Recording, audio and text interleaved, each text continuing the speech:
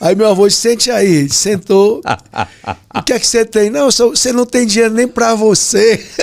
Já Falou mandou. pro meu pai, né?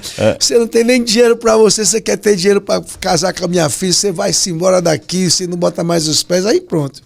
E aí continuou, e minha mãe meteu o pé no peito e disse que ia casar com ele. E meu avô disse, ó, é o seguinte, se você casar com ele, aqui você não entra mais. Não. Aqui nunca mais você entra, você esquece que eu sou seu pai, esquece a sua família. E a minha mãe está bom, eu aceito. E foi embora. Casou com meu pai, e nessa história eu nasci depois de 5 anos, e era muita fome, muita miséria, né? Ele deixou realmente, ele não voltou atrás. Não. O árabe é muito duro. Meu avô era de Trípoli, né, do Líbano. Era muito duro. E não estudou, era aquela coisa ignorante, não acreditava em Deus, não acreditava em ninguém, né? Ele tinha um pouquinho de seguir o Alcorão, né? Que eles chamam, né? O Alcorão. Mas nem assim o Alcorão ele sabia ler, né? Então, eu nasci nessa história aí. E eu ficava na pobreza com a minha mãe. Quando eu estava com muita fome, eu ia para casa do meu avô. Aí lá era fartura, era tudo, tinha dinheiro, boa educação. Aí permitia então o neto entrar? Sim. A mãe não? Não. Nem minha mãe, nem meu pai, nem ninguém. Era eu. Conseguiu desdobrar. Eu fui o primeiro neto, né? Aí pronto, aí ali eu fui me aprendendo como é que é o esquema de trabalho, né? Da minha família, muito direita, muito trabalhadora, e eu fui pegando os bons costumes, né? E escutava as músicas clássicas, estudei nos melhores colégios, mas... O avô pagava? Sim, a minha família pagava, tudo. Então você tinha um tratamento diferenciado do seu pai e da sua mãe? Sim, tinha. Caramba. Mas eu não morava com ele. Eu ia me embora para casa, que lá na casa da minha mãe, eu ia pra rua, jogava bola. Tinha liberdade. Vivia com o pessoal, a garotada, andava suja. Era aquele moleque de rua, de favela. Mais ou menos isso. E escutava as músicas bregas e tudo mais. E chegava, meu avô era música clássica. E foi bom para mim, rapaz, porque eu aprendi a conviver com o lado dos ricos e com o lado das pessoas pobres. Então eu entendo a linguagem da pessoa pobre, eu entendo a linguagem do sofrimento do que é não ter comida. Por exemplo, às vezes eu estava na casa da minha mãe, eu não tinha comida. Não tinha nada, era farinha para esquentar numa frigideira para comer. Aí eu ia para quê? Eu era moleque de rua, com outros moleques de rua, ia descarregar caminhões que vinham de São Paulo para lá com batatas, né, cebolas e batata podre, rapaz. É um cheiro horrível. É como se fosse estrumo, fezes mesmo, né? Aí eu pegava aquelas batatas assim, tirava só um pedacinho que ficava podre. Não, tirava o podre todo e aproveitava um pouquinho bom, né? Mas aquilo ali mistura, né? O bom com o ruim. Sim.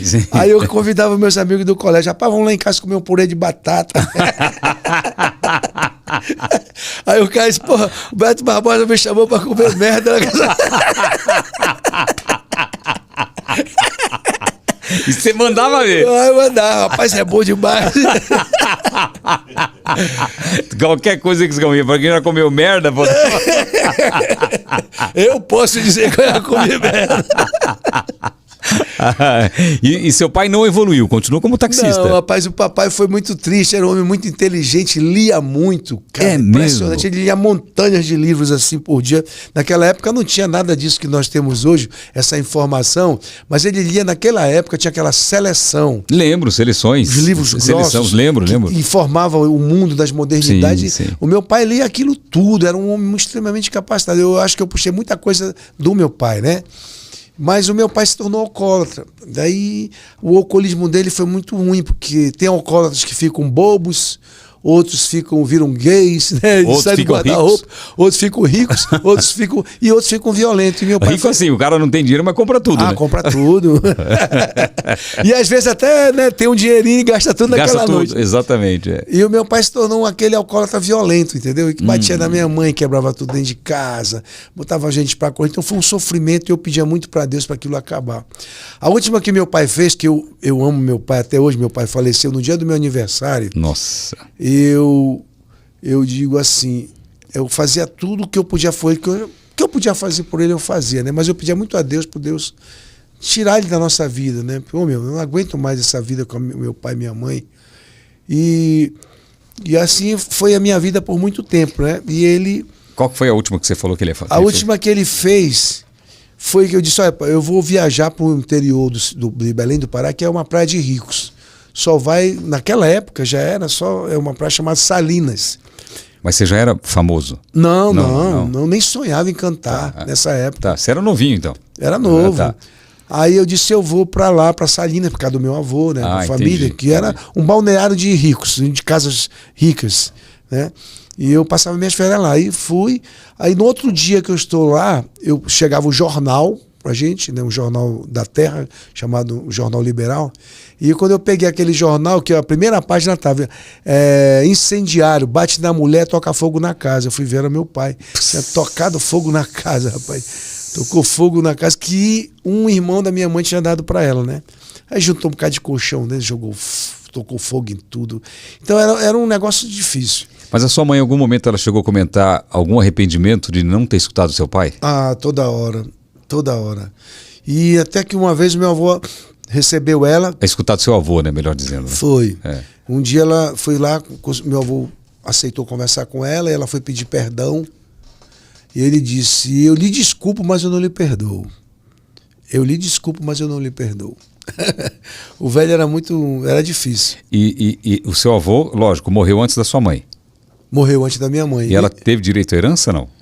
Foi outro problema aí, porque já tinha dado para um irmão, já tinha dado para outro e não sei o quê, entendeu? Então isso foi outro problema que eu também questionei, né, essas coisas, né? Sim, lá. sim. Mas quando meu avô morreu, ele já não tinha muita coisa.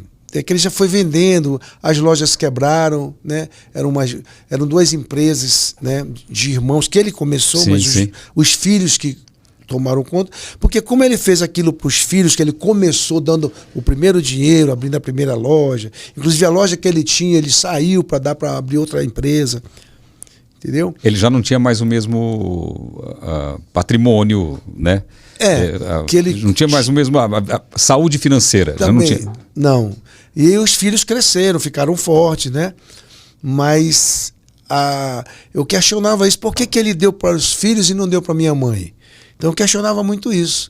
A minha mãe também é filha. Sim, lógico. Então eu comecei a brigar pelos direitos dela. Também comecei a me tornar um garoto rebelde dentro da própria família, né? Comecei, entre aspas, a dar problema para minha própria família. Você começou a entender também que sua mãe teria direito, né, isso. pô?